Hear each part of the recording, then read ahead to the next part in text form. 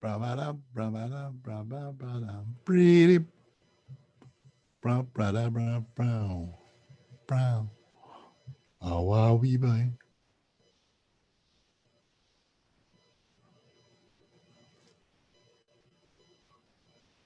Uh-huh.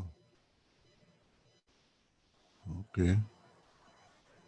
Hello, good evening, ladies and gentlemen. Marcus Baptiste, our moderator, will begin as soon as he's ready.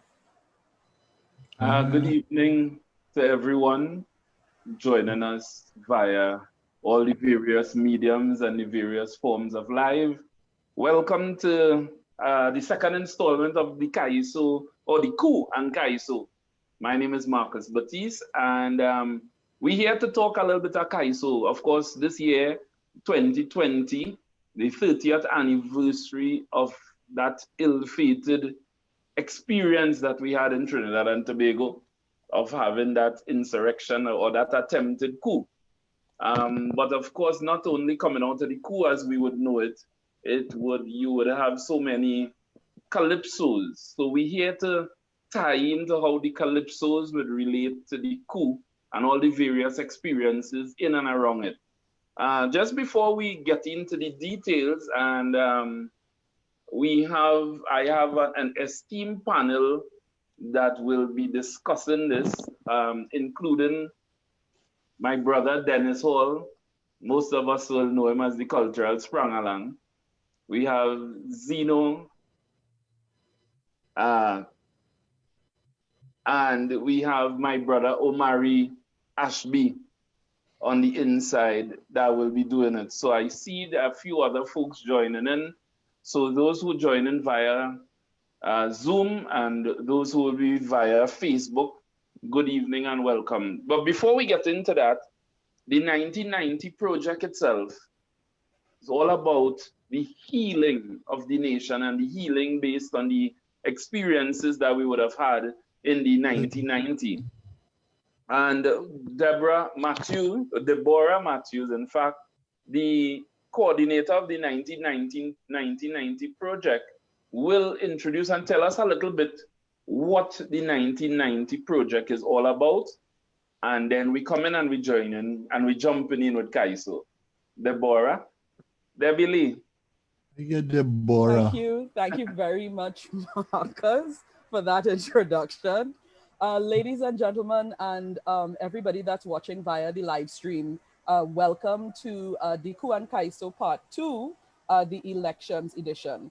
My camera is off because I'm having a little bit of difficulties, but I'm hoping that everybody can hear my voice. I just Yeah, want to give you guys an overview of what the 1990 project is. Um, okay, just now, right. 1990, July 27th, 1990, is a date that should be etched in the memory of every citizen of Trinidad and Tobago. But most have either forgotten the collective national terror of the moment, or they're too quick to put it away from their present memory, or they don't know how to articulate their feelings about it, or they just don't know how to come to terms with it. So I believe that we are yet to face the attempted coup d'etat of 1990 for what it was. It was a time of uncertainty, of fear, of wild abandon, disbelief. Most people cannot readily admit to what happened, because once you admit that it happened, then it becomes real. And when it becomes real, what do you do with it?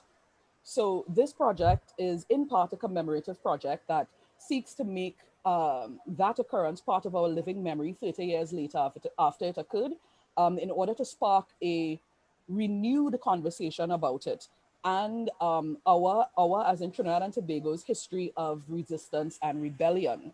So the project aims through creative expression, tools like drama and writing and dance, to present these things through the voices of citizens who lived through it, and those who were born after it. The events of the siege and the developments coming out of it, to begin a conversation that engages everybody in an exercise of remembrance, and more importantly, charting a way forward from our combined trauma so that we can, one, teach by giving the public a sense of how people felt during this historical moment, which can be the first person perspective can be added to the existing literature about the event. It will also, too, give people a chance to listen to what others felt at the time and begin the process of catharsis and healing with our own feelings about the event. And most importantly, to learn, because I monitored social media on the 27th, the 27th of July that just passed. That was the 30th anniversary since the siege. And people asked the question, where were you on that Friday? It was a Friday, right? Where were you on that Friday when the leader of the insurrection popped up on TTT and said, well, we have arrested the nation? And most people commenting on social media said, well, I was in my mother belly. I was too young to remember. So we have this entire generation of people who don't know about what happened in 1990 because the people who lived through it not talking about it. And like I said before, once you start talking about the thing, it becomes real. And maybe in part, we don't want it to become that real to us yet because we don't know how to engage with it. So tonight, we have the second episode of what will be a 5-part limited series called the Coup and Kaiso. And it looks at the coup through the eyes of Calypsonians of the day. Trinidad and Tobago is one of the only places in the world that has had its entire history recorded in song. Everything that you want to know about Trinidad and Tobago, as my deceased mentor, Dr. Louis Regis, used to say, it have a Kaiso for that. So I thought that starting with Kaiso was a good jump off point for the entire project. The project, the other elements of the project will be ruled out over the course of the year. So I encourage you to find out more about the full project, to follow our social media on Facebook, on Instagram, and on YouTube. You can also find our website at www.the1990project.wordpress.com. So you can keep up with the project, you can find out how to get involved, and you can see what we are doing. I will put all this information in the comment section on Facebook and here on Zoom in the chat box. So you all will know where to go to find us. So thank you very much for joining us tonight. I hope that you will not only enjoy the show, but also participate by asking questions of the panel through making comments in the comment section here on Zoom and on Facebook. Okay, that's all I want to say. Thank you very much, Marcus. Over to you. Thank you very much, Debbie Lee. And now my camera, come on. Deborah. What a done talk. Thank you very much. Yeah. And you know, guys, you had that introduction, information-filled introduction as it is. So again, the panelists, Sprangalang, Dennis Hall, Zeno Constance, my brother Omari Ashby. Gentlemen, good evening and welcome. Good evening all. Deborah. Waiting for him by me. And Deborah. All right. So this evening, I mean, last day we were on the anniversary itself. It was Monday. That was then on Monday, the 27th of July. We here in a post-election version. So we want to look at the political and economical climate that would have existed. And I know last session we hinted a little bit on some of that. What was going on in 1990 from a political perspective? How did we really reach to, you know, a group of people taking up arms against the state? What was happening and how we have that documented? That is the most frightening thing I ever hear about the coup.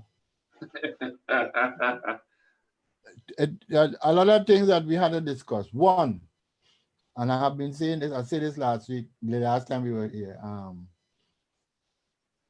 The coup happened because it's not everybody could take the same amount of pressure.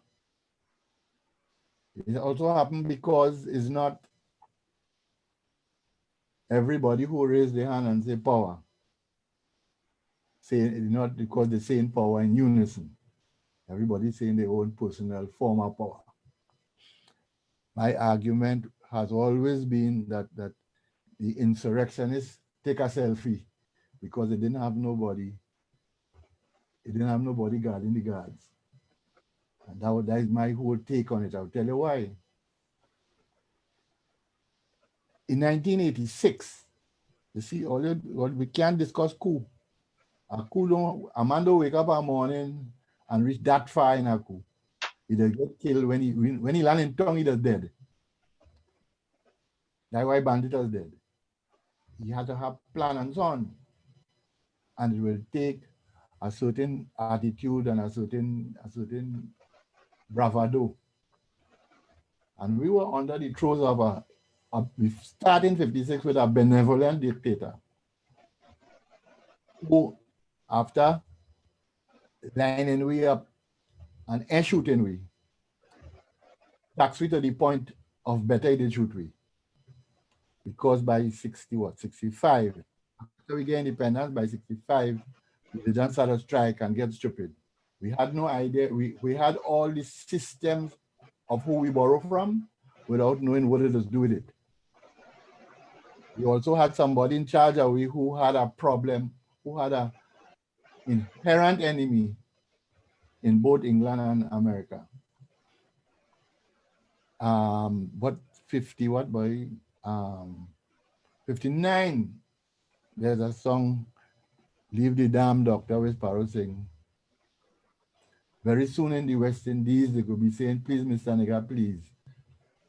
So me I vex with nobody now who discuss the thing on read. Dr. Williams start the stupidness. Or not necessarily so, but he highlight the stupidness. Because in Leave the Damn Doctor, it have the third verse saying, very soon in the West Indies, we could be saying, please, Mr. Nigga, please. I'm going to tell you also something. 56 to 86, we are accustomed to the PNM. The PNM used to function the first budget after the election, they give we nothing, or they give we a little thing. And we rally with the little thing for 4 years, and in the 5th year, just before the term finished, they give we plenty thing, even if we had to suffer for the next war. But they give we plenty thing, and we put them back, and they go ahead doing what they're doing again. And that's how we know the PNM. In 86, the 86 election, when the PNM were no longer there, the country as a country panic because they have no idea what's going to happen if the PNM not in charge. Panic. And that, to my mind, is the crucial thing. That's how 90 reached there. But everybody, he started worry. When they started telling me the oil and thing done, it wasn't important that it done, but it was important that it done, and it had no PNM to help me through this. Because we did believe in Dr. Williams to the level of sainthood. I don't understand with the father of the nation and is Dr. Williams give you education. I don't think it have no country that survive without education. Don't care who get. You know what I'm saying? So that all that the culmination was when we vote in 66, and we say, and we think, well, because for years we saying, but who we go put? When we reach to the point where we say we go put anybody, when we realize that we put in anybody, we panic. If anybody have a tape of Basil Pandey, election night, 86, he was terrified when he realized that they're going to win, because he never functioned as a politician from that perspective. He in charge. Will protest, trouble take him, so that when he going to do something and somebody say that ain't right, he get very vexed. So by 88, he pull out. And so that they have to understand that whole 86 to 90 is really, 90 is really the culmination of everybody on their own. Freedom turn out free for all. And that's how we reach the 90. Because Yes, it's not as, so that to my mind is the problem. We had to get to 86 to understand how 90 arrived. The other problem is it's now 30 years. And nearly everybody, very few people who was in the coup in leadership position alive. We would like to hear the people who are alive talk about the coup. Them do a inquiry into the coup by people who was there. It have no explanation. The only person that said not the coup what happened was Kokro. Because it's something about democracy. Which democracy we did have? ISA, IRA, Public Order Act. Which democracy? They assault the democracy we had. And Trinidad was a paradise. Yeah, People singing, people singing song, but we had to build it back how it was. It's because of how it was we get coup. What now, Dennis, out of what you said there, and especially coming just after this election we had last Monday, I want to throw in this in the wheel here with the question: would 1990, and maybe you or Zeno, maybe Omari, if you could remember or answer. Zeno tell me I was too young. Me too. Well, right. So Omari, you too. So both are we in the same bracket. But 1990, Oli was young. How 1990, Oli was young. But what was all your age? They was too young. But if Marcus asking me, I would Frank do a nice overview there. But I feel like I could just say anything but Robinson, because I feel that if Robinson was not the prime minister, a lot of certainly Cocoa sentiment would not have been there. I mean, I don't think if Chambers was in charge, that Cocoa would have step up Abubakar. We have to remember Robertson break with Williams in 1970. Do the Black Power, he started with Dashiki, he resigned from the party. And and because of that, a whole set of mythology surrounding him. You know the story about Eric Williams pretending going on a trip outside the country and make an attack back from the airport and catch Robertson going through the cabinets and the drawers in Whitehall. And for that reason, we have no $2 bill now because Robertson was thieving the $2 bills. $50 bill, boy. It was the $50 bill. Hans Grohl from Canopia.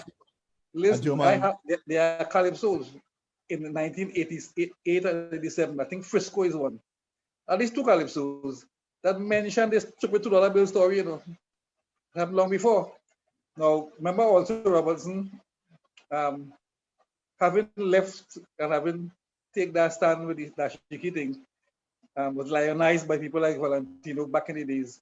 So by the time we get to 88, 86, where he take over, I think there's a kind of collective memory that this fella is the PNM, not even nemesis, is a PNM traitor. And therefore, the kind of... That would tell you that's part of the panic. But not only that, on the other hand, Robinson, his wife, Barsotti, Frank Rampasad, Dumas, all them fellas who was PNM financial people became the NAR financial people. Therefore, the PNM was still running the thing PNM-less. And that get dangerous. One of the things... The planless PNM was still in charge, not even with the PNM. One of the things where Calypso is concerned from 86. This is 86. I was still in secondary school and thing. But one of the things between 86 and now that I have always argued is by listening to the Calypsos, right? Listening to them, you could tell when PNM in power. Yeah? In terms Because they of know where to go. how the marsh grass sung in. So when the Calypsonian and them bite in, you could bet money that is not a PNM government. When you start to get... Yeah, but I was tell Omari that is a post 86. But that's what I'm saying. That's the point I'm making. From 86 was the era when you could have tell who in power based on the song that coming down. Right? And I find that's an interesting thing that happened from that point. And it kind of ties into what Sprang said in terms of that idea that the PNM was almost permanent in some people's mind until there wasn't. It might be because the paradigm shift take place before 86. Yeah. The Afro secret or open PNM Calypsonian will attack the PNM in song because they can't lose anyway. But after 86, when they lose, I think men backtrack and say, you see me? We could lose now, you know. Me singing against the party again. And we get a kind of hard line. I mean, not everybody. Not everybody, certainly not everybody. I think, obviously, troublers always not enough to get away. Short pants and fun, you know, they never jump in that boat. They still, you know. That's some men who stay attacking regardless, you know. Yeah, but men understand. No, but people, I think the earlier Calypsonians, all Attila and them, Attila and them was ponging hard against the crown, but it was under the system. In the middle of Attila saying that it had robbery in the treasury and people thief and thing, he still became an older man and so on. You understand? So that the problem is that the panic, I tell you, is a national panic to the root at Trinidad. Didn't know what they would have do without a headless chicken we end up with in 86. Headless. Yeah, I think that is the point we just had made, you know, that whatever we say, the Calypsonian and by extension the PNM supporters especially, they could bar talk every much they want. They can't imagine life without PNM. And then PNM, and then by extension the PNM. So that's from 87, well, from 88 really, because 87 was too early. The fight back started, the attack on Robinson. Already in trouble because he was the traitor to Eric Williams back in the days in the collective mind of the $2 chauvinist. But now we did in the front line. Yeah. Now, the question I was initially going to ask is, would 1990 have happened had it been a PNM government? But I think Ollie nicely enough I approached that question even before it was asked. Well, I think the coup really is another microcosm of 1986. It was a coup to move the PNM. It was a mental and social condition in your mind, you know. It's a mental shift, you know. I tell you, nobody didn't know where they're going, was headless chicken. But when men catch themselves, the men realize the driver can't drive. Right, and this is the point I was going to make. That's the same song I was going to quote. The driver driving good Luther. That would have been in what year? 87 or 88? Yeah, that come after 9. That was anti-Manning. That was after. That was 94 when he and Dilamo win. Yeah, that was after Manning. That was an anti-Manning song. You know, but all right, yes. What I want to say before. No, that was 94 because 95 was Smokey and Bonty. Yeah, that has to do with Manning. But I want to say an interesting thing here is that I don't know if Frank know any, but my first reference in a calypso to Abu Bakr was in Valentino's calypso in 1980 at the Captain Gone Soca, right, which he was playing normal left-handed tribute to Robinson, and he mentioned Abu Bakr. So it might have been the first time that Abu hear a name in a calypso. I ain't sure that you know piqued interest because. But I remember Abu Bakr had a kind of belligerence since when he used to play football in the park with Pat Small and them, you know. He was right half or left half or one of them defensive. You're about keeper too. Yeah. He's alternate between he and Baga. He was the keeper. So that I know them fellas, they may come just so. And I want to tell you, thing that building up. My old, I tell you all this since in 56, since 56, my old man never liked Williams. And he go to his grave in 68 and liking Williams. That song that Zeno talked about, Debbie, we have it. Valentino? Yeah. Valentino. Yeah, and the references towards the very end, you know. Just in case you want to hear it. Could you repeat the song, please? What was the song? The Captain Gone Soca by Valentino. Captain Gone Soca. Which to me is the first reference to Abu Bakr. But to the end of the song. It would be nice to hear that, you know. Yeah. But remember before that we had two big bad songs, Vote Them Out and Sinking Ship, which kind of sink PNM and bring Robinson in power. But the election was in December of 1986. But we went. Hardly a thing in 87. The fight back start. Yeah, because 87, we opened the year with Sparrow singing One Love. Yeah, it had the praise for that, but it had the anti thing and the whole idea of we give them, they had the grace was going on meanwhile. Yeah, but it was a short grace, you know. I think Sweet Georgie in 87 sing a song. The Balize. Yeah, the Balize, but I kind of left hand thing and hitting against the people. Yeah, all the parent posse was saying we win. He was saying sarcastically, I like my Balize. Even if I'm going down, my Balize. Where Debbie, she lost her thing. I have right, so Debbie is ready. For you guys right, so Debbie is ready. Well, let me hush. Now Debbie is ready with this song. So Debbie, if you could give us, please, a little bit of the brother Valentino. You know.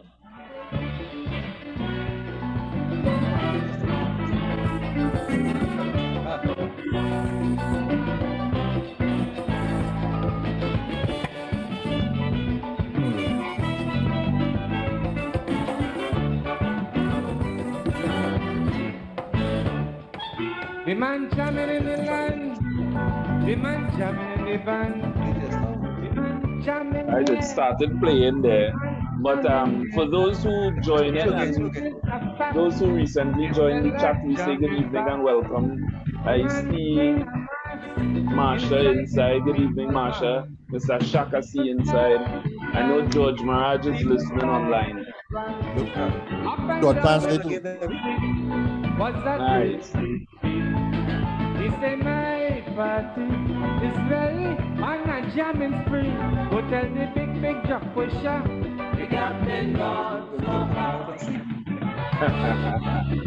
So, but if it is that we could, while Debbie gets that in, get that one in order. So what I was saying is that and here it is the Calypsonian again being the forerunner of what happened. And if Valentino should be able to mention Abu Bakr in 88, Abu Bakr then was somebody of interest then. Well, because of the land. Yeah, you see, Abu Bakr joined Sopo because Abu Bakr get two things. He could have get medicine. And Robbie said he didn't want nothing from Abu Bakr. They gave him the land and they tell him he had to get off the land. Mm-hmm. And he joined Sopo because he couldn't get pay for the teachers who teaching down in the college down Mokorapo. Now Sprangalang, you say Sopo, it have a bagawi. I ain't saying them, it have a bagawi. But no, go ahead. You know what Sopo is?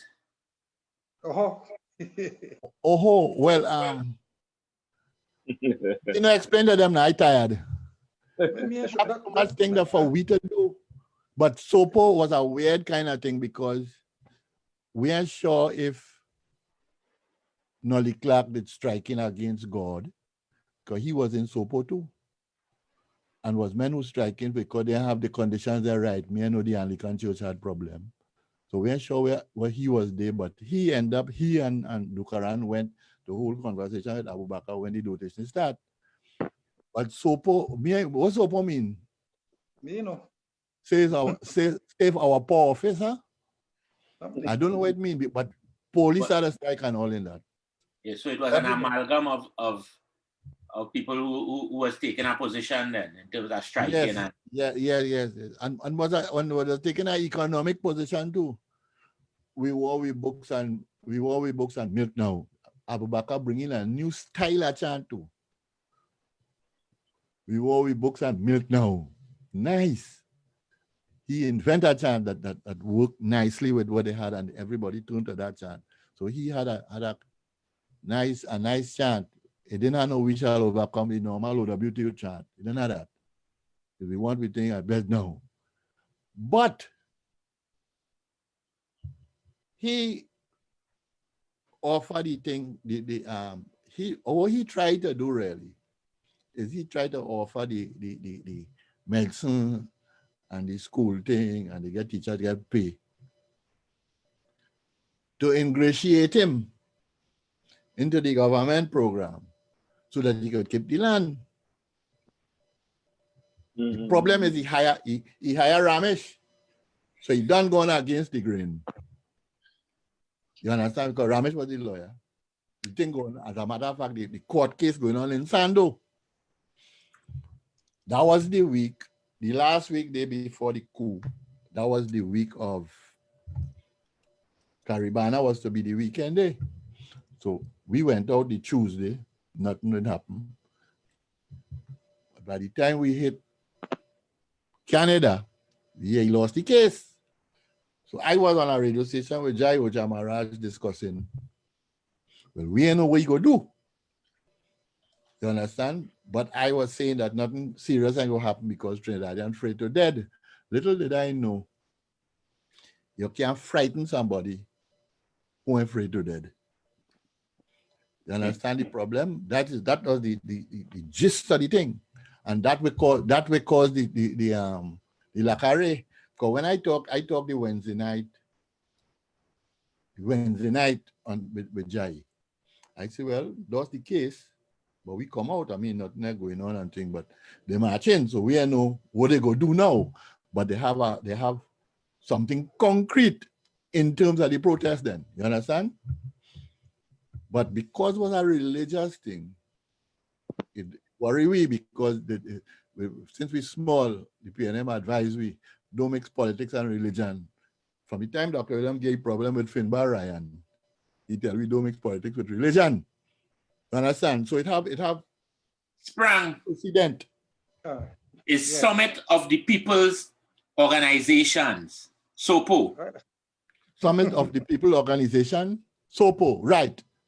So where Shawal Nolly Clark went, where Shawal Nolly Clark was doing in that march, but he was there too. It was fun until they say land. And according to David, then Trini know what was diplomacy. Yes. Because my thing, as a matter of fact, I on Canada radio saying, I know nothing can happen because Trini afraid to dead. That's opposite. But they didn't get it summed up. Maybe we could go on to our next one. I think you mentioned a couple of them, which was important, which was the vote them out. Well, and, the vote them out and thinking ship. Them took some kill the PNM because I mean, remember in vote them out, they play sick that is a powerful kind of election song. Eh? It's a vicious song because it have nothing to do it's not party politics again. It's like it like steel beam. It's bigger than party politics. Yeah, and but the Vince who say that he gets that pressure from not the hierarchy, but the foot soldiers of the PNM after that. Yeah. And that they get so much pressure that they leave and went to live, I think it's in Lucia or somebody, because of that. So that was the kind of foreigner. But when they take over, I'm not sure. But Chokdos song was 89. Which of these? I was in front of me now. Which of these songs that came in 88? But definitely Allos. Because as soon as you get to 88, the attack on Robinson started. So a lot of calypsos now. Triborat was that. Triborat was yeah. Triborat. But that was just before that was marking That Club 88. Yeah. Yeah, So that's 88. Triborat was that. What we have is what the other song he sang with Triborat was as bad.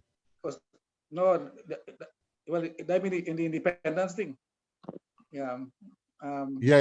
Right. And he showed the race division thing. Yeah, that's strong. What we have is we have the vote them out queued up. All right. So we could take in a little bit of the vote them out as to get a sense as to what was happening.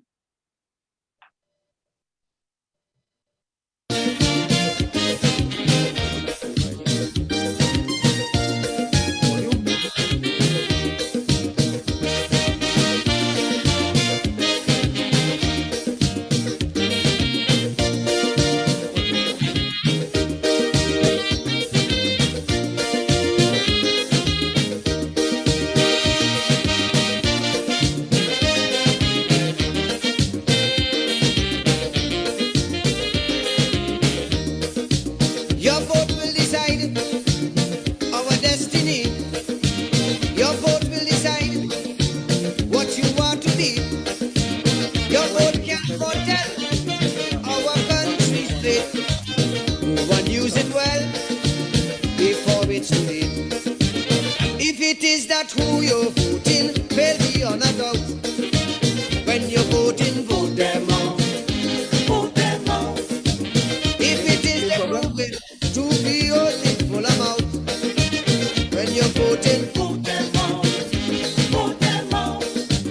If it is the time is now that change should come about. Just as how you vote them in, vote them out. Register and vote them out.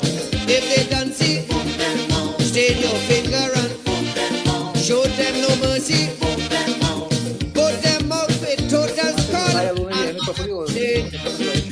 Let's put our country together. Put them out of power. Let's put our country together.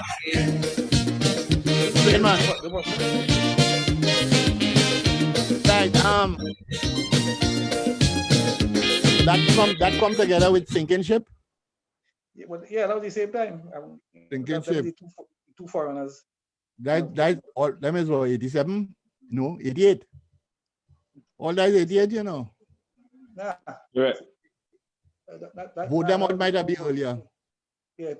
Both of them was little. No, 86. Yeah, remember that 86 because that was kind of what this song was one of the songs that they say carry the PNM out along with Sinking Ship. The song that Sprang was mentioning too, that Mr. Shaq now make mention of it. The song that Sprang was talking about was Happy Anniversary.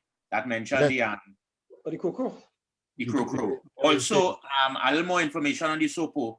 They say it was 16 trade unions and civil organizations that come together and was protesting for about 8 weeks before the coup. They might take to the street for that the 8 weeks prior. Yeah, and last week the thing before the coup was the problem that Abu Bakar was in. Yeah, and of course the medicine that you mentioned, along with some eyeglasses that had come on the port and they refused to. Yes. As a matter of fact, the then Prime Minister said he's not taking anything from Mr. Lennox Phillip. He didn't mention Abu Bakar by name. He said they're not taking anything from Mr. Lennox Phillip. Yeah. So that there is my point is that on the Wednesday, I was out of here Tuesday night, I think we went. Wednesday. I tell Jai nothing can happen because the only thing could happen again is for dead-in. And I know Trinidadian and dead-in is not symptomatic. It's not even relevant to Trinidadian. As they say dead, them gone. Of course, people with according to Kitchener, people with a grandstand view is a different thing to a normal foot soldier who want a big truck.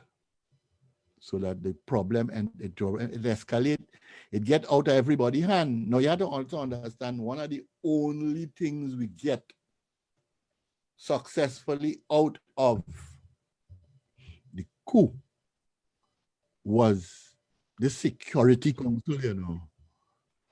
It was the Minister of Home Affairs and the Commissioner of Police used to deal with crime, you know. You understand?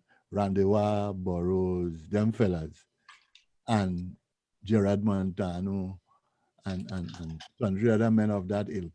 So that we didn't have no thing to do, but yet telling me not about earlier crime and all this other thing.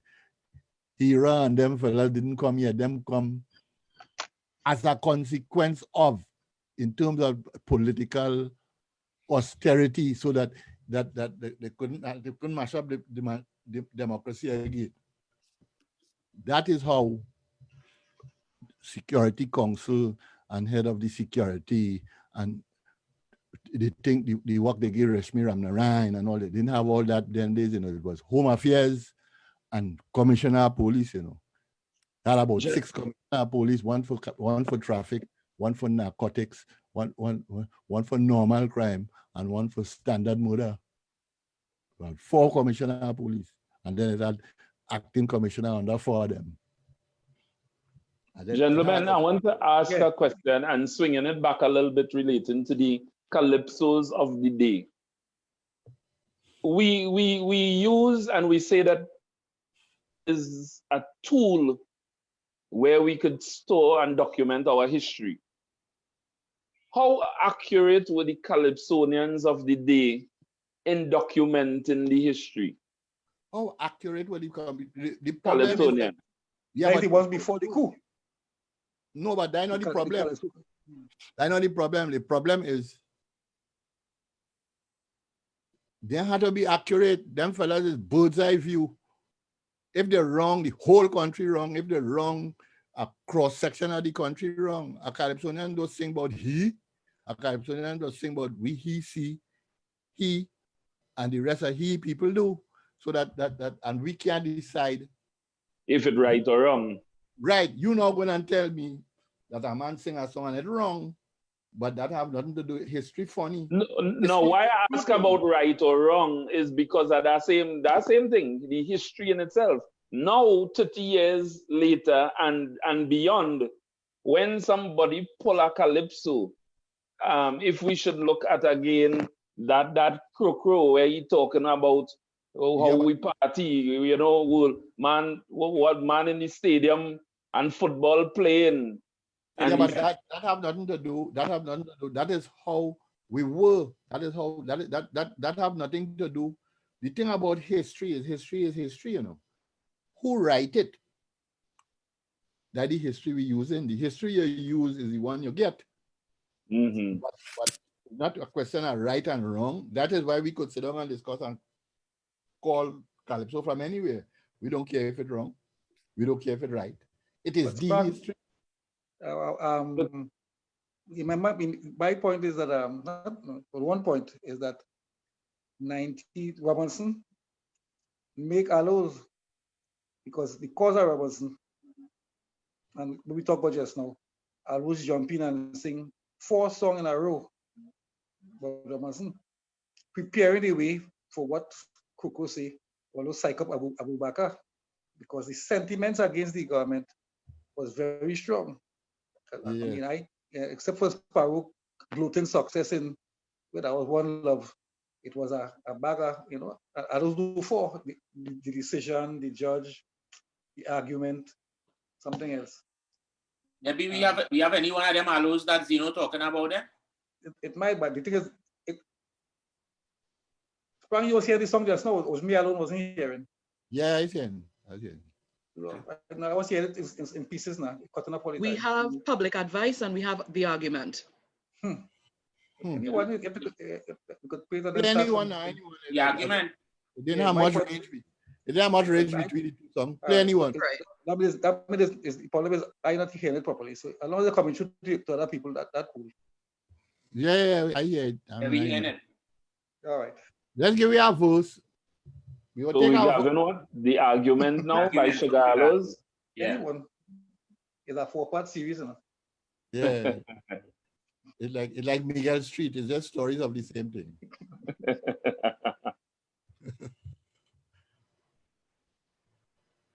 I hear rain outside by me, boy, but what madness is this? The rain like it take a car.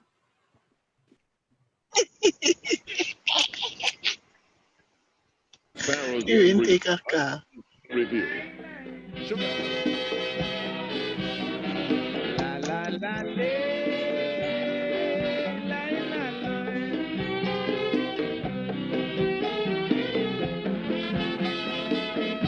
Just one vote said, Cap, take plenty of this. Guardians gone mad like they're really sick, cause they want me to stay on the same topic. Either they love me too much or they just don't care. They want me continue the argument this year. Allos have things to argue about. If you check from the east, the west, north and south, check your daily papers or your weekly, and you must find a topic to sing for we. They tell me sing how a madman ruling this land. He moved the cock of the red house and put a dragon. This man like he pushing a demon head. Because since he do that, check how many dead. The 5 children drowned in shallow water, and the young men who died down in Camp Omega. Allos argue if you want, but let we face the fact, like the man who rule in this land sign up.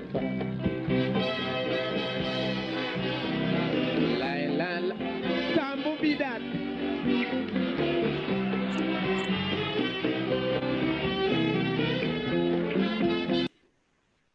Yeah, so them fellas them in a mad rush to be stupid, you know.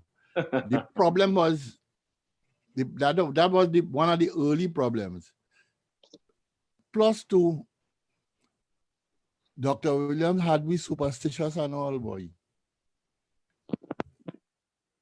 The cock and the dragon. I would have been These are the arguments we decry. Oh gosh, election come and go on, and so what's the effect? And the promises that they make, he ain't fulfilled none yet. Instead things get nice, it get more harder. We catching we tail, but he still take where we cola. They tell big onion say, boy, hold your song like sack. The man went way to get money, borrow to come back. So you could say that he bad and he is the worst. I can't back talking cause he go fix the big fuss.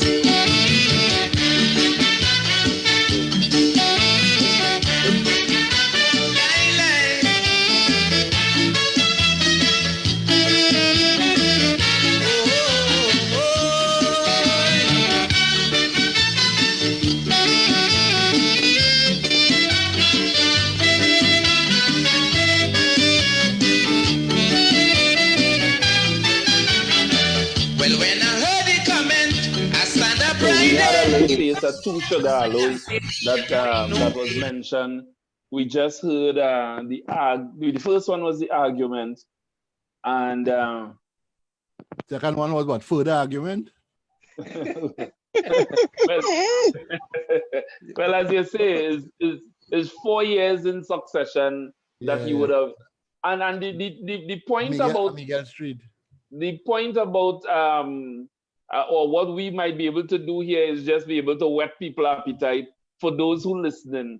And of course, the people who inside will be Kaiso lovers themselves. Either they would know the material or they will be able to go and pull it up via the 1990 YouTube page. The song should be listed. So at your leisure, you could go and take it in. I think the important thing is because they have trained us to like Calypsonian more than Calypso, it will be interesting for people who know them Calypso and didn't realize that the Calypso had chronology in terms of the political history of the country.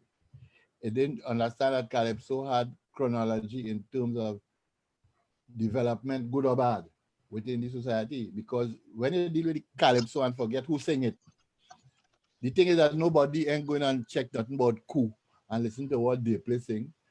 The people and them go listen to what they play sing now because Pep used that as one of the thing songs. Yeah. Mm-hmm. But also to if Pep could use that song now and it's still relevant, it means that we really ain't going nowhere. Nothing has changed. Yeah, exactly. Nothing has changed. And that's the other explanation for that kind of thing. But I am saying that the problem is that now, I think what people need to learn is, I want to know what they sing. I remember that little fella, I didn't want to hear no Sparrow till Spoiler dead. And I was a little fella. I don't want to know what nothing was Sparrow saying till Spoiler dead. And then I hook on to something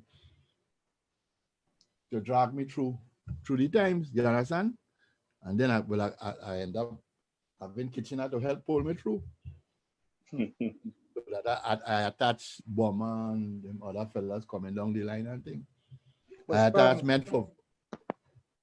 One of the interesting things is that these anti-Robinson songs used to get real support in the tents, I remember Frisco had a couple.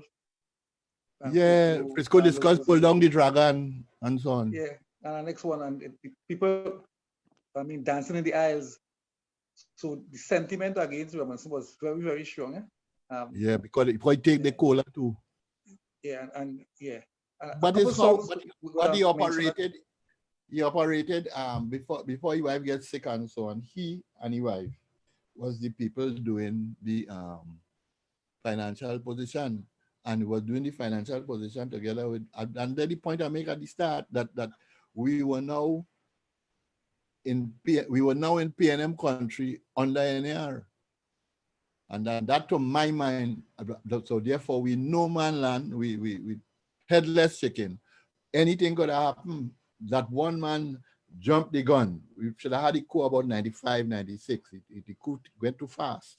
That is why all of we ain't catch on and we didn't know we had to loot and certain things I would back had to tell me you could go and loot now and do loot now and loot tomorrow. And so, you know what I mean? All them things we should have all them things lined up and so on. It like the problem with the EBC. The problem with the EBC is if you could explain to me how international observers would make a difference to what they claim the EBC do. I don't understand. It's not international police they bring in. They're like, we in our program, they tell me that the judge said the last time with the 5 seats they had, that they shouldn't have put the extra hour for people to vote. And I asked if, suppose it rained this year, if they now have a clause in the EBC functioning that the people we ain't getting the hour to vote. They say no. The judge said it was wrong and they say, well, okay. But that had nothing to do with international observers. We observing ourselves and I know what we're doing. You know what I'm saying? That we're getting sentimental for stupidity and all kind of wrong thing going on wrong way. And that the Calypsonian go see that. As a matter of fact, one of the things you must learn when Calypsonian now, I remember somebody in Coup tell me that one of a minister of culture was the line minister. You can't tie me into Tuco. You can't tie me into the PNM. What's my position? Look at what happened with all those. That have nothing to do with the social fabric of Calypso. Gentlemen, I see a question coming in asking if the personal political slant of the Calypsonian would have, of course, influenced their presentation and indirectly affecting society. Yeah, What but then? personal slant. You can't get the two things. Well, yeah, it's not like a personal slant per se, you know. A man will write a song or make a song if he think it make no sense. He'll write a song based on the experience around him, the feel around him. See, when he go into the thing, you say, well, look, the fellas by me and the block say this, I'm going with that. But I mean, hardly go find a Calypsonian who write a song that makes totally opposite the feel of the society. So Nobody could speak. Yeah, and also too, the other understand, you mightn't agree with a song, or you might find a song stupid, but also too, you have to understand, a man will not consciously write a stupid song. It could end up stupid because you agree with him, or he ain't get it right, or he level of English, he couldn't control what he was saying correctly, and so on. But when men writing the thing, plus two, men, the writers and them who writing 10 songs, they can't have, no, I ain't meet a writer yet who write in the same year for two different people song in praise of the two political parties. I ain't meet a writer yet, you know. I meet a writer with 5 songs, but for the same political party, irrespective of which one. But I never meet a writer write 2 songs, and Hannah Man that, and Hannah Man that, and that, the one for that is a different party for this one for that party. I never meet that. Yeah, also speaking directly to the question, you have several examples where the Calypsonian, where the voice, the mood of the people, the sinking ship, the one we just play, them is thing that driver can't drive come from the road. Right, you know, and what it do is it kind of galvanize the voice of the people, you know what I mean? But when people talk about songs in particular that shift the needle one way or the other, you're talking about that same Vote Them Out, you're talking about the sinking ship, it have a couple others who that shift the needle, but it come out at thin air. Correct. The ones that come out at 10, the ones that come out at 10 is next year carnival, a man right. He went to a party this year carnival and meet a girl. No, might you take a whole year to discuss you and a girl in a fete? Give me a chance. Yeah, I think that is it. I think the sentiment of the society, because a man want to go in a tent and sing a song that unpopular. I think Sprangalang, right, when he reached the tent, the song he thought was popular because the block had it popular. He could get Bunny tent. Let me give you an example. When Valentino sing Time to Love Again, 96 after Pandit took over, the song went on the tent, you know. He get clap and thing and they that good. When he reached Skinner Park, he nearly get boo because the sentiment of anti-Pandian thing was strong, but he didn't think so at the beginning. So when people write a song, you know, I mean, the singers of songs little different because if you was a young singer and they give you a song for your can write nothing, yeah, I mean, you might take it. You know, Sparrow will never do that. That's why Sparrow used to turn down songs from the fields. He like this one, he like that one, but Jukin Board and Parakeet and them had to take what they get, and they go sing what they get. But that's another topic. Let me. Yeah, that's a different thing. But that was saying, but also to even the writers. I never see writers write. But then again, the Vins write One Love and vote them out, you know. So, but in a different year. In a different year. Yeah, but that experience a short pants have. You have a song, Stop Capital Punishment, and a song, 6 feet of rope. You change your mind in the middle of the bacchanal. Anyway, Marcus, back to you. But as your gentleman said, it could be really a voice, and I mean we've all grown with the statement that the Calypsonian is the voice of the people. We've heard that. Oh, we heard that. We are growing with that now. we grow with that. But if the Calypsonian is the voice of the people, nobody is saying nothing. Because it's only the Calypsonian we hearing. And the response, because I mean this period is an interesting period, because that sentiment come up, especially Alexander and the anti-Indian sentiment that follow, and that kind of thing is a critical period, because I don't know who left. Yeah, who left, because the men went down Robertson them throat, and I think from then Calypsonians became party Calypsonians and no longer political Calypsonians, with a few exceptions still, but generally they take it. I mean, to see the point of the day, you see Super Blue and Coup was on a platform. You know, it reached there, because but before the fella go say, I go vote with PNM, but I go sing against them. But it kind of open now. And I think what happened to is that it was another step in that, but it's a little off the topic anyway. But the fear of going Skinner Park, you can't go and sing against the Reds and them, as Member and the Fosto and Gypsy and others find out. So the next interesting thing, that's the basis on Marcus had asked us, nobody questions. Right, and that's the question. And again, to quote the question, and just to thank Mr. Bertrand for being part of the discussion. The question again was, do you think the political slant of the Calypsonian would have affected the voters? And well, of course, you all answered that the Calypsonians would really more or less echo what the society would be saying. Well, not in the most part, because I remember. You say the Calypsonian then directed the public.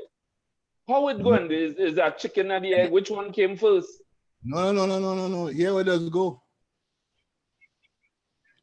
Who have the more corn will feed the more fowls. If the PNM come to me and they tell me they want a song and they pay me $10,000, I give them song. May I study that them could lose the election or win? My argument is that I give them song because it have money. You see, money funny. When we started to see $1 million, men started to discuss, we're singing no political song, we can't win $1 million. So men started to discuss, they went after it last year and all kind of thing. The content is directly driven by the money. Have nothing to do with all your accents for all kind of things that don't poor people funny, poor people, you know. Yeah, but and the money and them is the men that got isolated, you know. Exactly. Them is the men that did in abject poverty, you know. Yeah, the men that say, I ain't taking no money. I go sing YC. But you're correct. Now, I mean, one of these songs that would have been a build-up to the coup around that time, if I should think back, would have been Chalk Dust, Chauffeur Wanted. I mean, I know we discussed earlier, we talk about the songs, but the driver can't drive and things like that. The Chauffeur Wanted. I do believe we would have that song queued up. We could take in a verse of the Chauffeur Wanted by Chalk Dust, and that will give us a little sense and a little feel again at what the Calypsonian was saying. Chalk Dust is not a good job.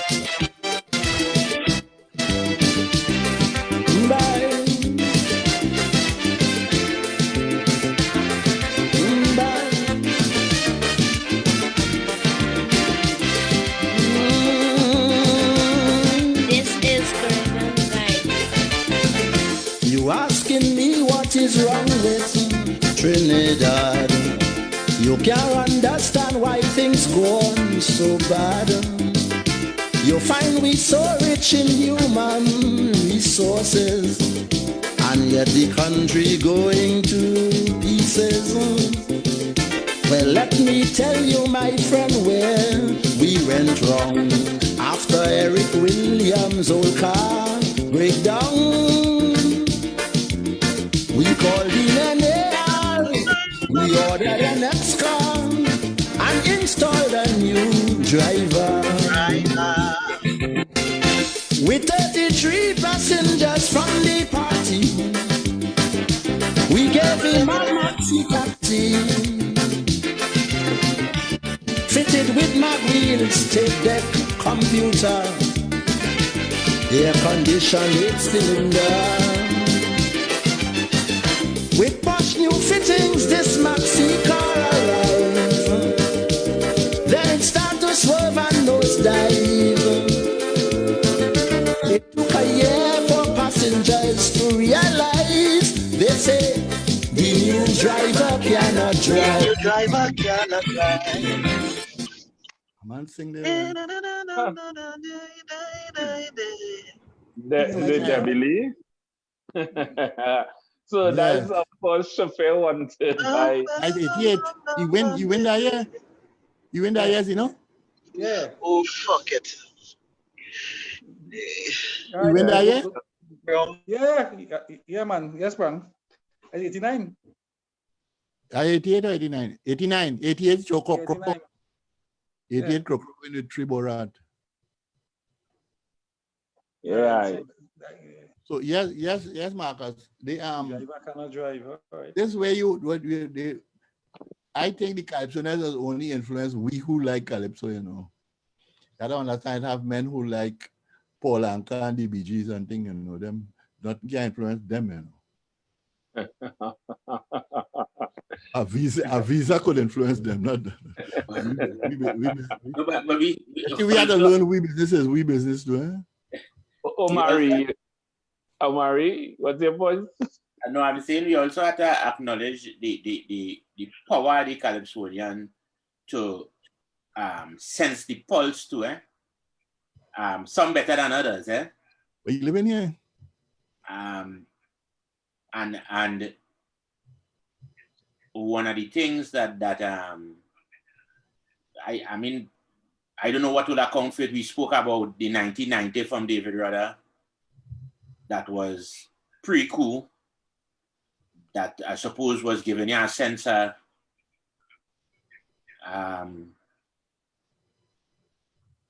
you know, the general. Well, the thing like but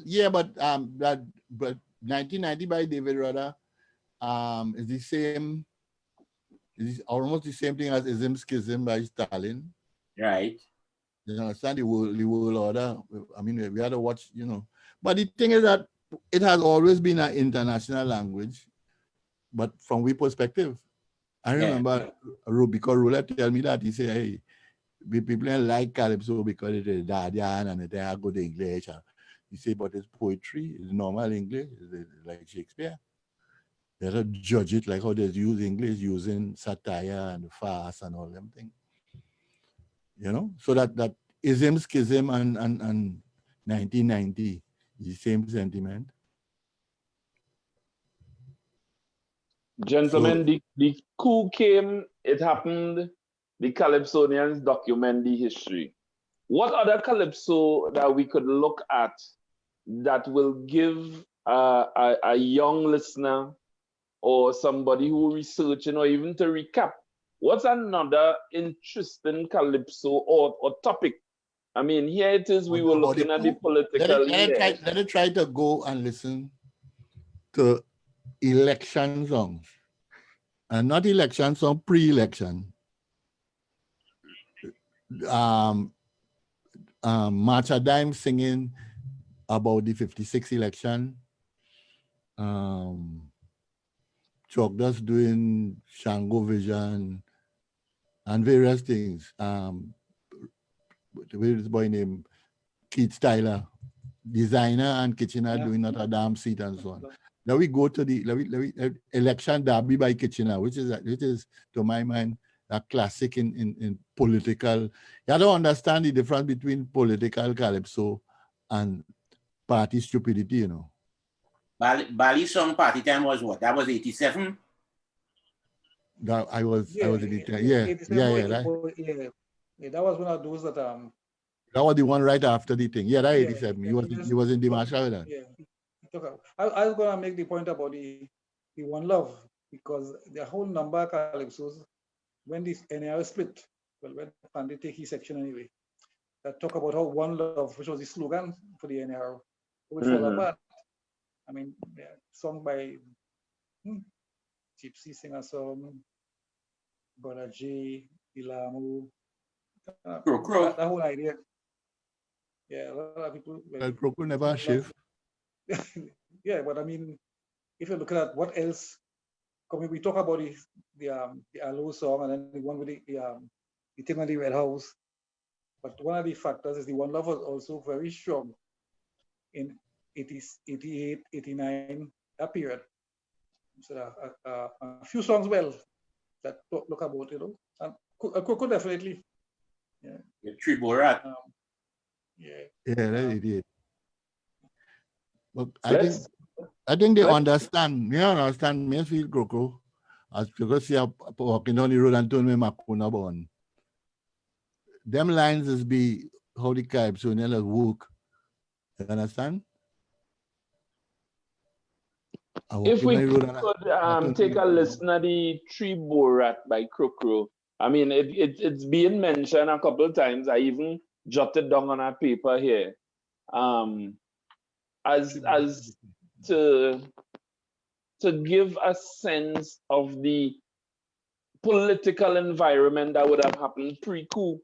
And I want us to consider. We head into the coup. Watchman was suggesting we put a target on Robbie Back and all kind of things. Airborne. That might be. Yeah. So let's take a listen to Tree Borat by the Mighty Midget. One of them, One Love Falling Apart songs.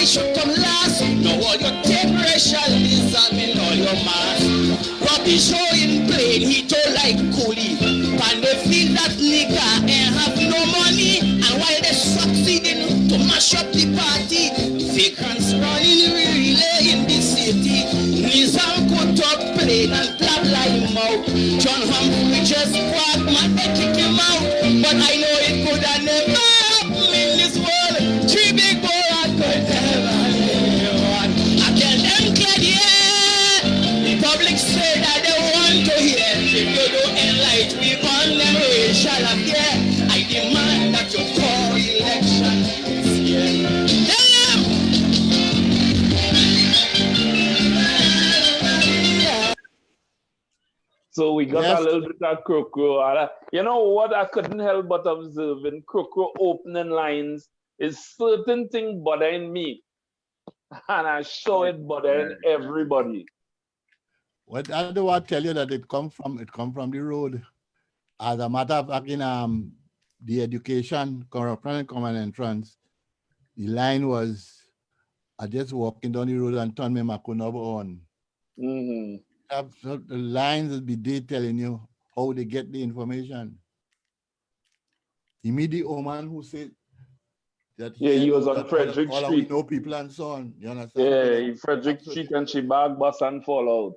Right. Yeah. So that certain things. Plus two, apart from it being that the Calypsonian following the thing, it could also mean you can't look up the Calypsonian for reported speech. Plus two, it might be a way to protect yourself from litigation and so on. You have to understand that to him. Remember the artists and the singing. So that So they had to protect themselves in a particular way. They'll see all kind of thing in a dream and all kind of thing. You have that too. They're just reporting. Yeah. You can't say it's you. You can't say you kick a man. You have to say, Bapa here, that like Sparrow. He put up and the crowd started scatter. Like he ain't shoot. 2 men running he down. He put up and the crowd started scatter. That's not the duty.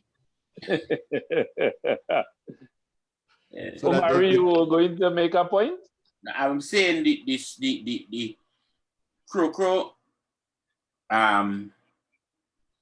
very visceral in this song, and I think it speaks directly to that that splintering that happened with Club 88 again, which was a precursor in the space of the coup. And so one of the things that I think Sprang and Zeno mentioned in terms of the build-up, whereas the thing happened in 1990, the spark happened really from all by 86. And this was a kind of precursor. Yes, you know? yes. The thing is that we can, I don't know a Calypso. Zeno might be able to help you with this. I don't know a Calypso that tell me anything with good happen from 86 to 90. According to Peter, this thing on Giles is what caused the uprise. and we also ought to note that tension, again, the same tension that we feeling now, right? The same tension that we feeling now, the same kind of sentiments we see bubbling up after this election. You're hearing that in what Crow just saying, right? The problem is that as soon as we lost our way, we just turn on one another, you know. Let's call it, I think, called redirected aggression. We just turn on one another as soon as we can't go no way further. What Jamaica does turn to God, so that men who did singing slackness as Jamaica get poor start to see God. But in Trinidad, we just turn and be vicious to one another. Two different things, but it's the same thing. As the economy dip, Jamaica will turn to God, so that men singing a slack song, they will take that same melody and start to sing about 9 miles and all kind of dotishness, because that is how they just cope. We just cope. Redirected aggression. We just stay vexed. And Jamaica more thing than we, more hasty than we, but them those stay vexed with one another. Them are accustomed killing one another. That is normal. We ain't accustomed killing one another, but when we get under pressure, we just blame the next man. It will never be we. And that is the problem. But I tell you, 86, I learned 86 that I don't think we understand how much we was all out. Everybody was PNM. Everybody was PNM. I mean, if you trace all Pandey activity, and read Columbus to Castro, you can understand the line pan they follow in the whole political career. Everybody was PNM. Robbie, all of them, it was PNM. The thing is that you know you can't be PNM because you can't get a word in with Dr. Williams, so it could be something else.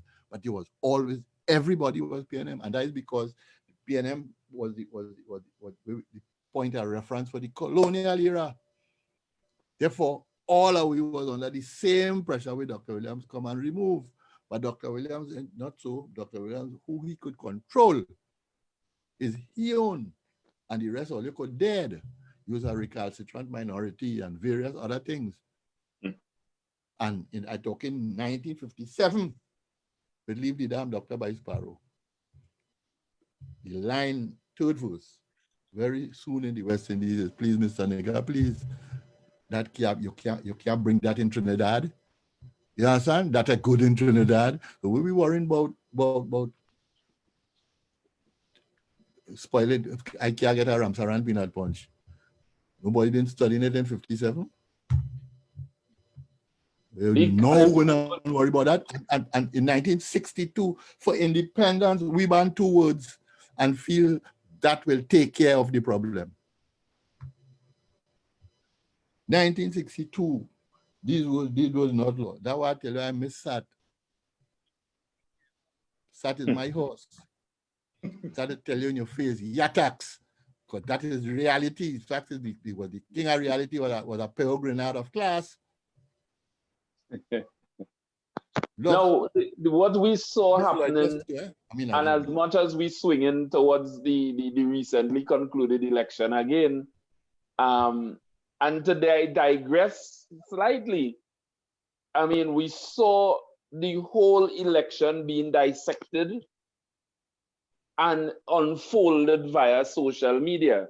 Now, in 1990, you didn't have social media. So do you see the Calypsonian have anything to say after this election as they would have after 1986, for example? No. Unless the Calypsonian understand that he content must change because social media make everything very immediate. If while we sit down here a car crash, a car crash on the highway, while we hear a man will call one earlier and tell you a car crash. Normally, the car will crash, the thing, if our papers didn't go up because it had too much rain, we ain't sure to know about it till tomorrow morning news.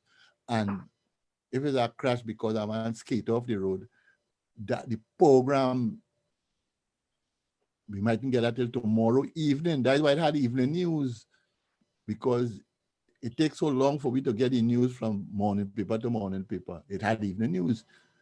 Our evening news went out when we started to get late edition and all kind of thing that telling me all kind of thing. 2 o'clock in the morning, thing will happen in the evening, we go get that. Some people made the argument, Sprang, that the meme is the new Kaiso.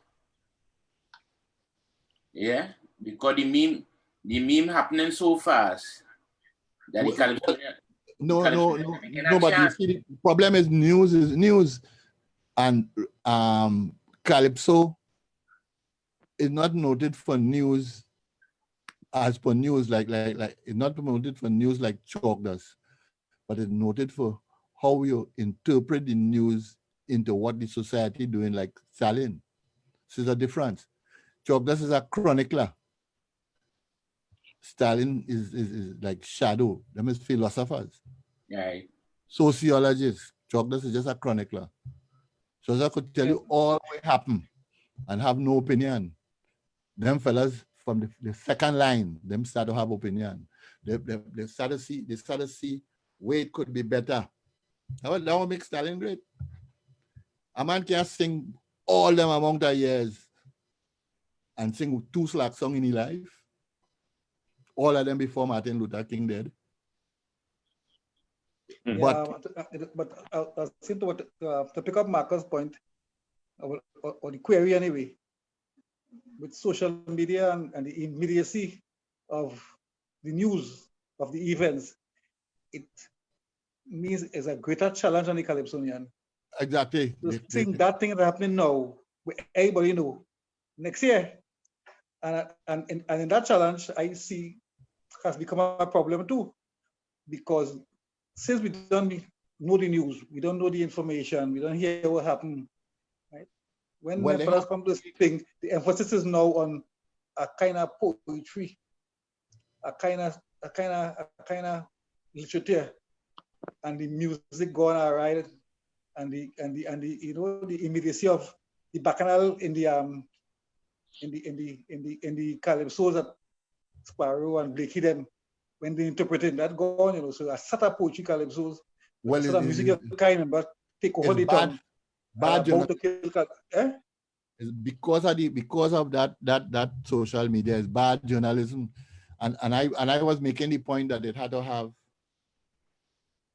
a different content, a different attitude. You have to take the same information you get immediate, apply it to how you just behave, and protract into the future and see what it will look like if you continue in this road or if you continue in that road. They work different. They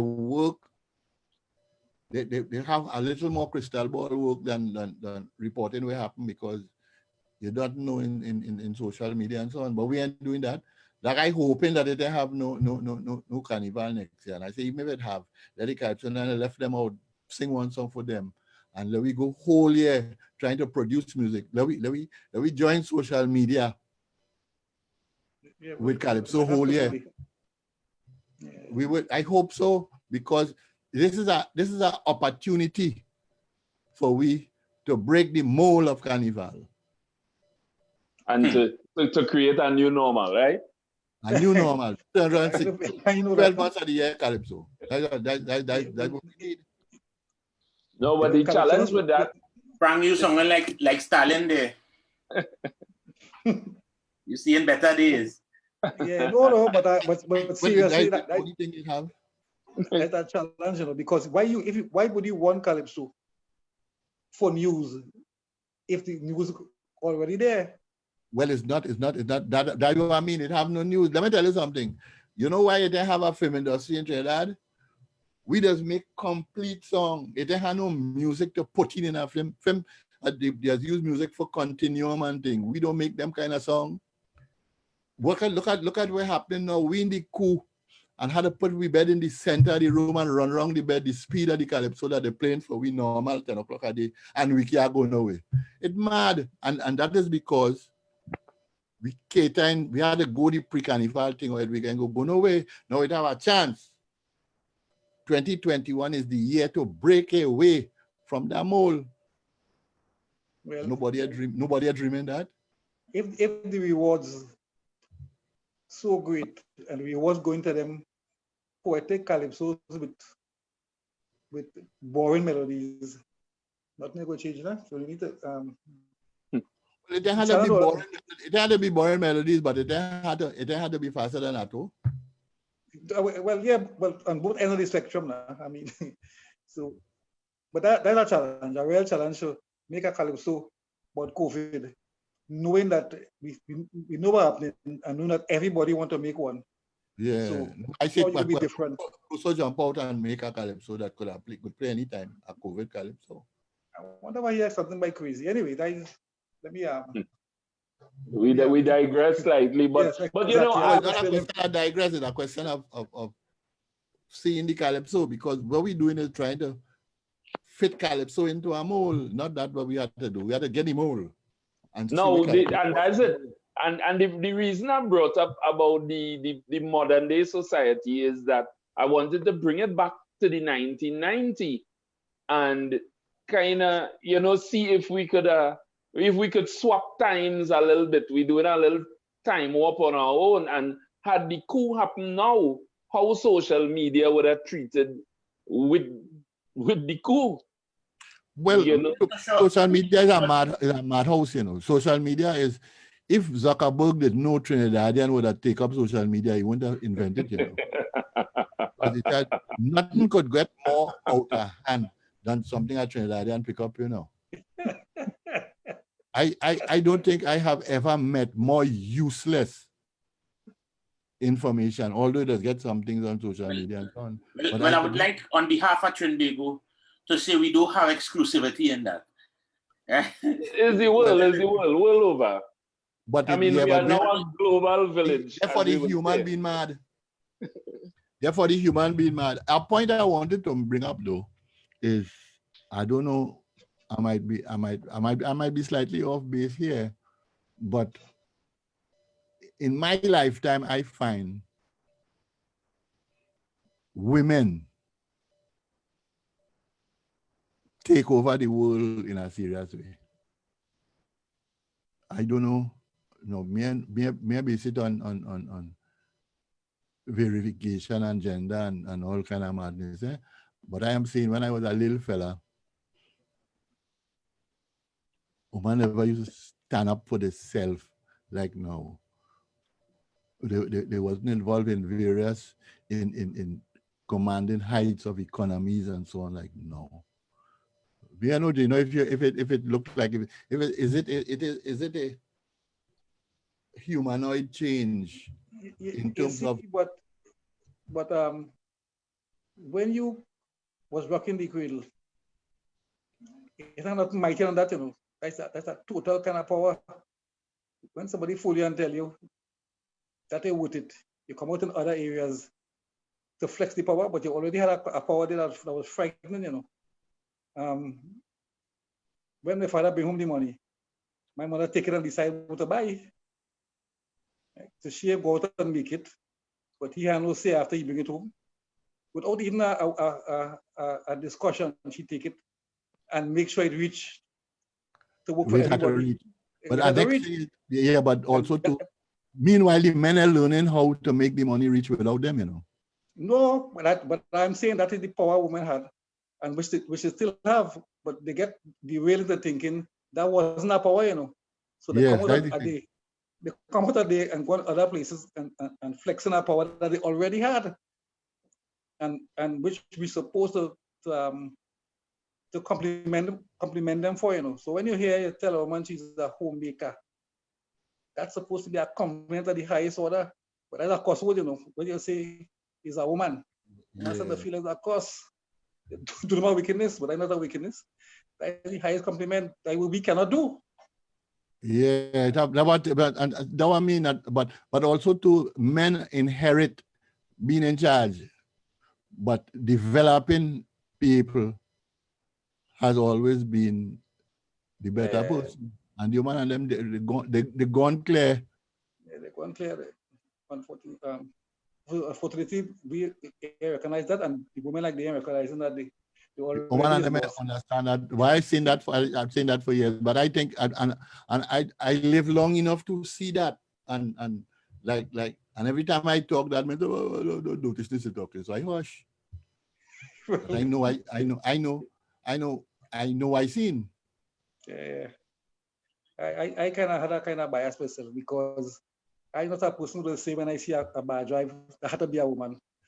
Because I suspect I travel more with women than with men in my life, because time I get to about 20 and I hit campus, mostly women I go with. And that fallacy about a bar drive means a woman driving. So I have a different viewpoint. I have your viewpoint, Sprang. Me had that normal man viewpoint that woman stupid and woman. I think woman stupid to think they're stupid. But yeah, we sell them about yeah, they sell themselves short. Anyway, Kaiso. Yes, Kaiso. For your game. No, you have to understand that it's absolutely Kaiso that make that point. Softman, Deputy Essential, Penguin, let's see that. You understand that it was changing then, you know. That was coming in, and that kind of thing. You couldn't sing a Deputy Essential on woman like Softman. You'd get boo in the tent in an earlier time. Yeah. You understand? And then you had to realize that them fellas was on the cusp of the thing. Marcus. Yes, gentlemen. You understand how the calypso does function? Of course. Back in the early 80s, and no. Marcus, it's time for the public. Well, yes, we just on the verge of that, but before we open up, we have a few folks who are listening and they tuned in And what we want to do is give them, as we now climb, I feel like on radio here, we climb to 24 minutes before 10. And it's a little, we'll be wrapping up by 10. We will have the comments, we will open up the new medium for a little bit of discussion, questions, comments from those who share in this live with us. But right now we looking, and we spoke about the build-up generally today. One of the calypsos that I always find sums up the day of the coup. And Sprang, you mentioned that in terms of these calypsos that came after, like you made reference to the election, but the calypsos that came after the coup, and that gave us a small recap on what was going on at that went on the day for the coup. I want to go to 1991, and if we could take a listen to again Crow with Still the Best. Still the best is really.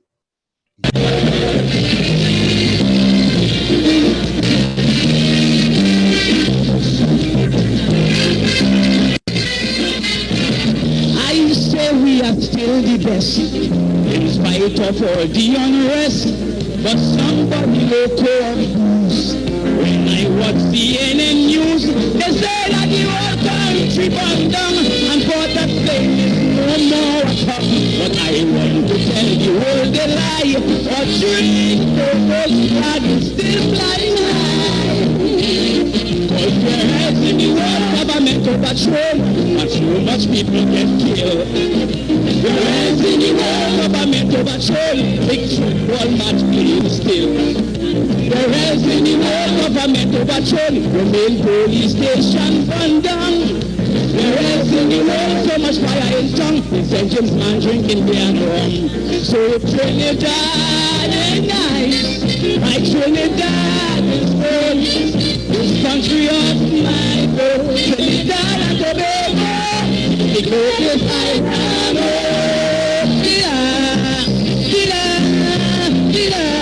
This country of my birth, Trinidad and Tobago, the greatest island.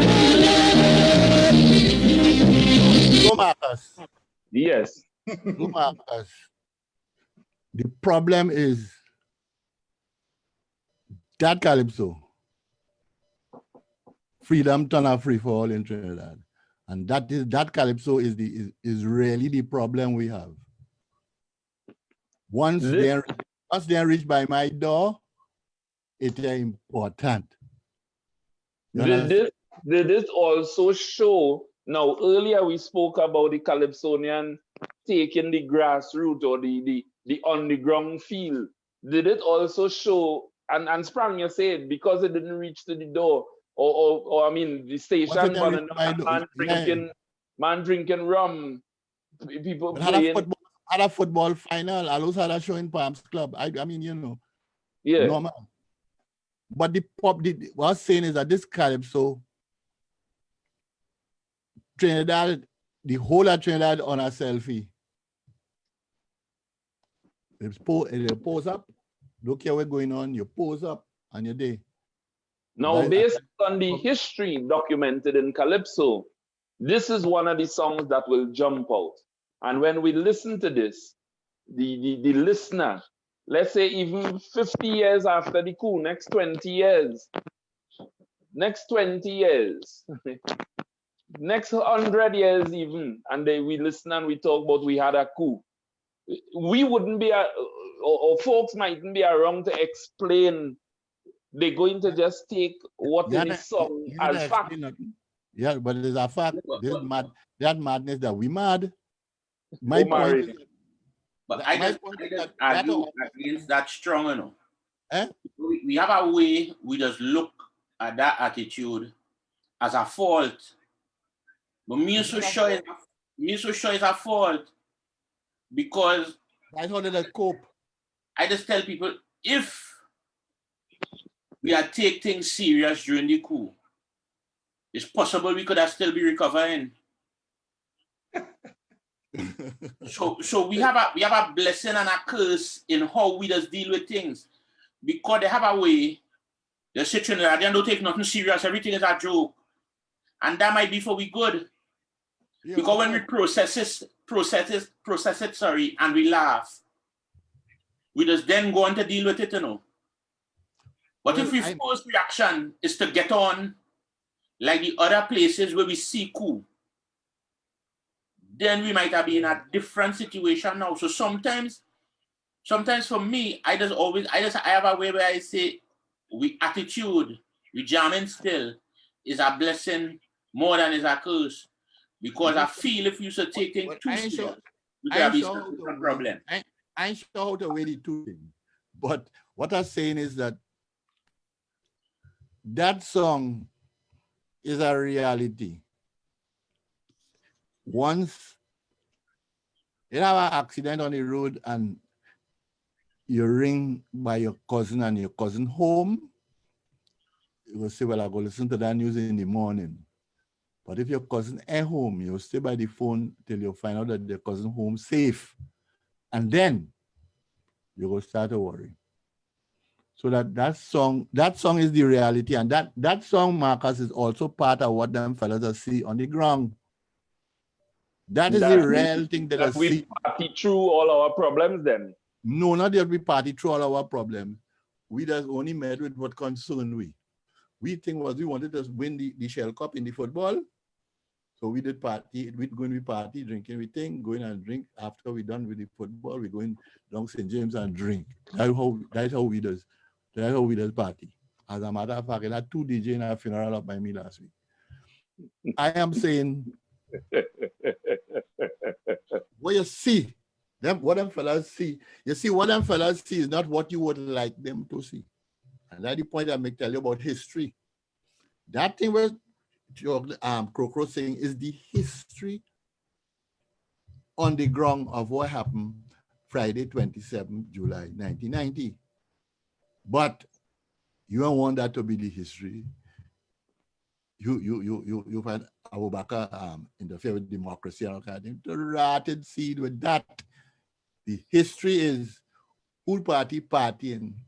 As a matter of fact, funny about Calypso, this is PNM country, who thiefing, who laughing. And that's how we are.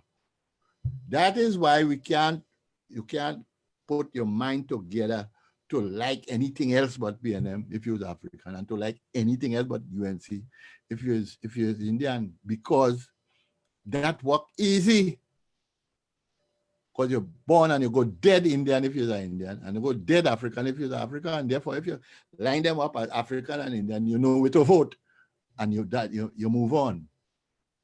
You know what I'm saying? But what he see on the ground is the real thing. And it had nothing to do with what you would have liked him to see.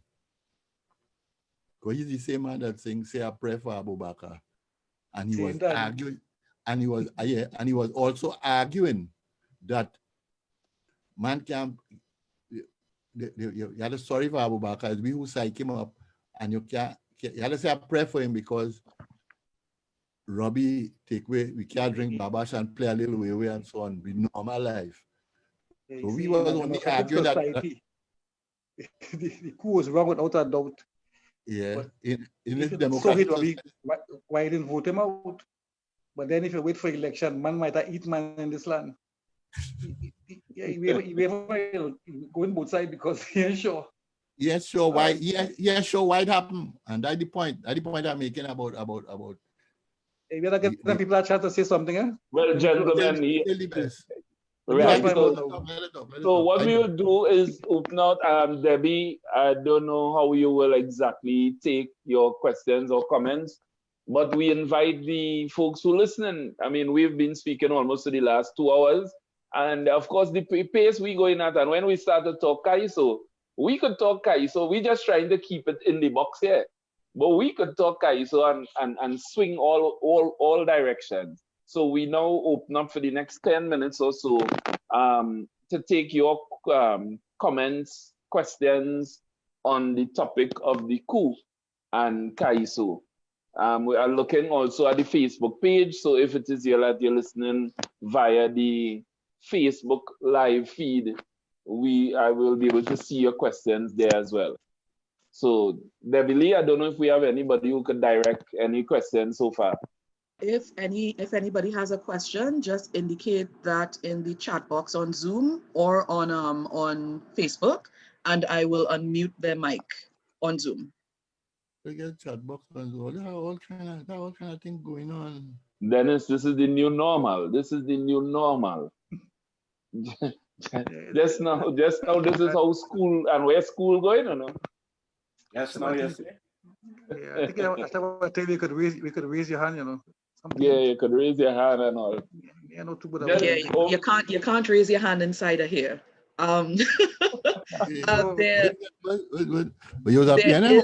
There's a question. There's a question.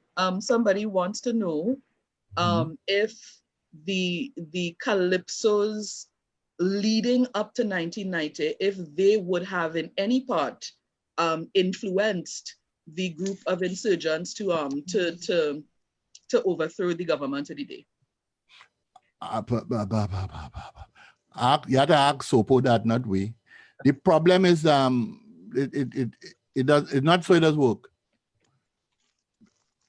Well, I mean that was also want to suggest that Abu Bakr was listening to Calypso.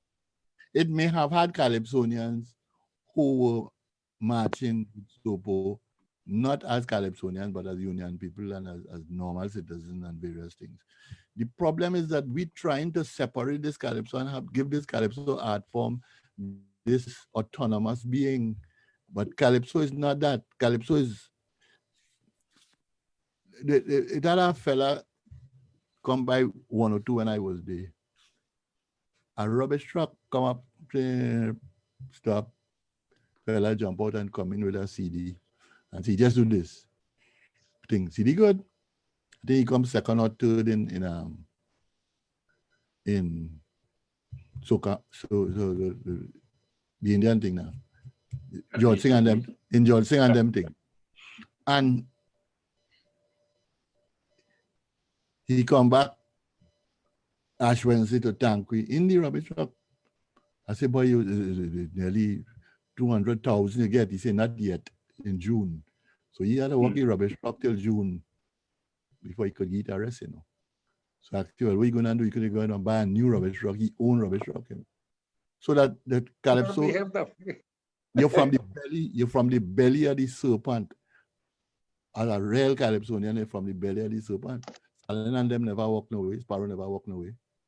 You understand?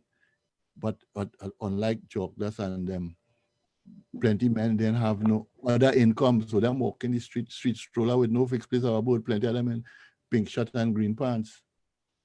So Calypsonian was a fella used to dress horribly so that they could sci-fi him out.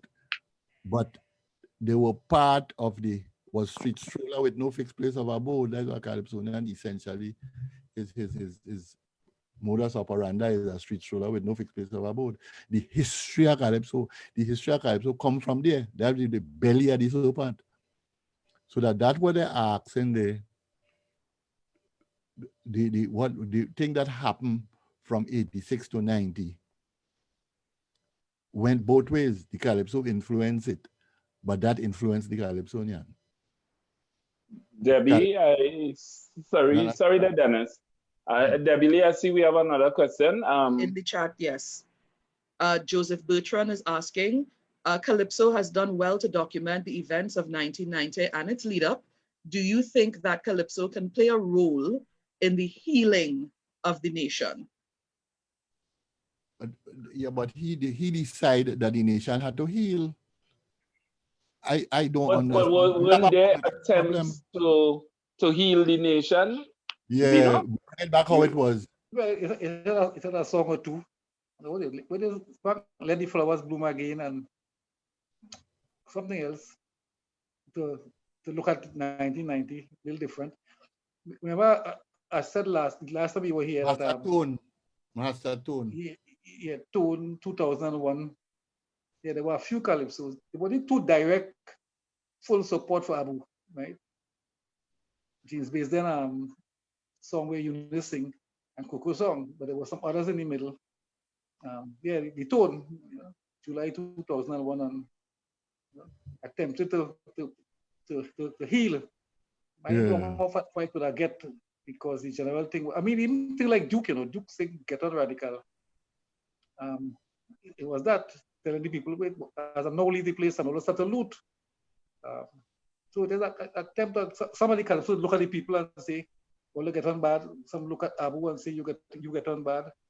Some look at the thing and say, well, it was the statue for Jean Miles, and it was the cola and the VAT and all kind of things. So well, Robbie, someone that shoot Robbie and kill him. So in the middle of it was a kind of fleshing out the thing to see who was wrong, who was more wrong, or who was less wrong.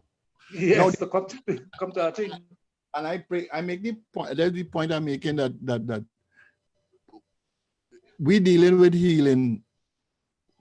I am saying that we cannot survive with these political miscreants who have no idea what to do, to be in charge away and heal back everything with them in charge. And once you reach to the point up to now, we still have various facsimile of who was in charge. This ain't going away. So the Calypsonian can't change that. The Calypsonian could sing till he, according to till he get a stroke in the one throat, according to Stalin. I have another question. Sorry, Mr. Hall. I have another question from Kiva Lewis. She's a student of mine and she sent it via WhatsApp. She said that it was mentioned before that the Calypso space is an inherently PNM space. I can't remember hearing that, but she said she heard this, right? And she wants to know from who? She wants to know whether or not a Calypsonian can be unbiased. And she said in context of the coup in 1990, before and after, she said the only Calypsonian she could think about is Watchman. So do you believe, as in the entire panel, do you believe that Watchman is one of the only unbiased Calypsonians that brought out music during this time, brought out a Calypso during this time? Watchman is unbiased. Watchman is a police, and Watchman find he would have killed Robbie because, or he would have killed Abu because Abu shoot police. So he wasn't on your bias level. But Watchman unbiased. That it cannot be unbiased, but you're doing with that sentimental. Unbiased. My point is that the problem I have is that I don't think outside of Dr. Williams it had a more dedicated PNM than Lord Kitchener. But Kitchener never sing this brand of inane stupidity they singing now and feel is a good political song. As well as it was clear, you understand, you have to know what is your worth and function within the society. We never asked Calypsonian to help we understand PNM. Give me a chance. Sit down and look at it. Omari was saying, one of the things we just do is we just look in one space and say, well, Calypso, so we might look in the Marshgra and say, well, let's say, no Calypso against PNM. We might listen to on the radio and say men does only sing in favor, so Calypso, therefore Calypso is PNM.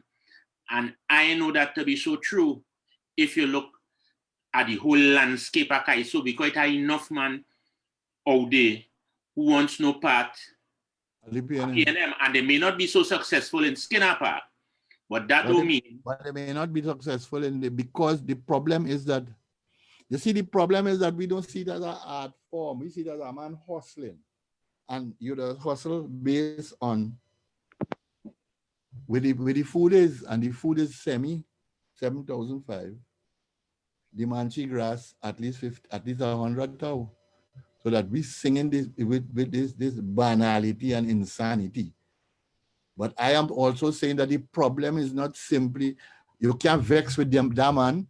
You have to vex with the man who picking that and forcing me to believe that I have heard 42 Calypsos in Skinner Park. And the 12 they pick is the 12 works it had in the 42. It have no system of nothing. It have to just have money and pro PNM and stupidity. And I said, when Tuko tell me about line minister, I done. I mash our brakes and reverse.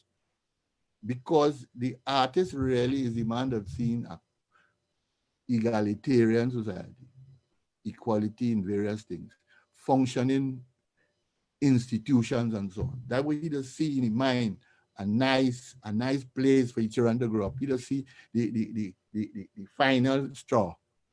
And where he is and what have they, this wrong, that wrong, so wrong, this one, we tried that, this was nice. And nothing to do with who do it with political party, and nothing to do with the political party halfway up,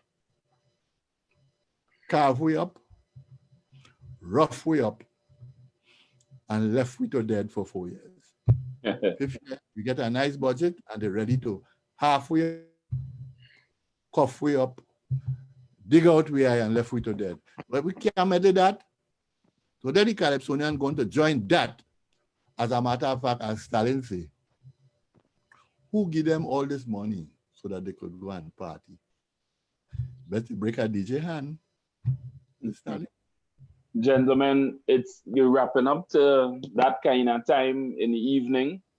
And this is where we get ready to wind it down. To end off the second installation of the Coup and Kaiso. And just to wrap up from our panelists, Omari, I don't know if you would have any words to close. Then we will have Zeno, then Dennis. Really only to say that if we starting with Calypso to look at this project, 1990 project, which I believe is a necessary thing because we really do like to discuss ourselves and interrogate ourselves. And I feel like a critical thing, just as a matter of understanding ourselves, which again is critical in moving forward. It's the same thing with the 70s too. We must understand that. And them who they might have understand it, but those who came after really do have a clear picture. So I think that work like that involve understanding in 1970, involve understanding 1990 is a critical intervention. And I think it's something that we had to pay attention to.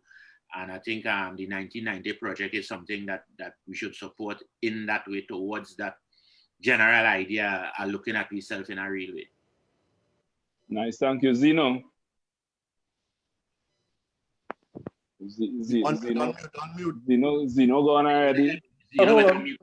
Right. No, all right, yeah. All right. Zeno, all right, yeah. good. Yeah, what I was saying is to agree with Omari to a point is that there are Calypsonians who sing against the PNM, Cameron Bruce, Tobago, Fitzy, that's last year, for instance. But the barrage of pressure coming in Skinner Park makes you get the impression that it's PNM country. And then as Sprangalang, the songs that reach the Savannah into the fiesta, them anti-PNM songs do reach. And if you reach, you're sure to get serious licks. But Calypso, if you clean that up and make the Calypsonian freer to sing what he think, something might happen. That's my last point on that. All right, Dennis, as we close up. Yeah, give me to sing the last thing. The problem, one of the problems I have is Tuko have 5/10, and then Tuko deciding who gain money for the extra, the little small tent and so on. And Tuko tell me the PNM is the line minister, the minister of culture, whatever. I have a problem with that because me sure you could go and sing where you want in a Tuko tent and get picked to start with. Far more. We're talking Skinner Park yet. So that we have to work out a way, or Calypsonian have to sit down and work out a way that 5 Calypsonian, 6 Calypsonian to get together and run their own tent for themselves so they could see what they want. got tired with Tuko telling me what to sing and what can't sing and who could sing and who can't sing and picking what they want in the park and bending up my ears with dotish. So that the problem is that if you're not an independent body, then we turn Tuko into an NGO and do we own thing. I mean, we're not going to now get 100 though, but he could get 100 though and he could sleep 8 hours a day. Because we have this bag of people who breathing up God oxygen and frustrating me. That's all I had to say. Gentlemen, another intelligent night at Kaiso conversation. And I thank you all for those who logged on via Facebook or Zoom. We thank you for joining us in this space. We encourage you to follow the 1990 project on may it be Instagram or Facebook, on the YouTube page as well. If you look out for the 1990 project, you can find a list of songs there that are associated with the 1990 coup, so that you could just in your own space take in a listen at the Kaiso. I mean, we have some rainy weather tonight, maybe into tomorrow, please God. So who knows, that could be a little rainy weather listen. But the Kaiso is there. I prefer in rain. Well, if we had rain on the 27th of July 1990, it might not no cool, you know, because they would have put it off our next date. That people black ice, you know, they just melt in rain. So, all right. This is where we say good night and thank you. Everybody, peace and love. That's right. Thanks, Debbie Lee. Thank you. Right. Thank you to the panel. Thank you, Marcus, for moderating. And thank you to everybody who tuned in. See you all next time. Yes, I beg your pardon. I'll take this thing off now. Panel, stay in the room now, please. I could stay, but I'm looking for, I can't find the spot. Anyway.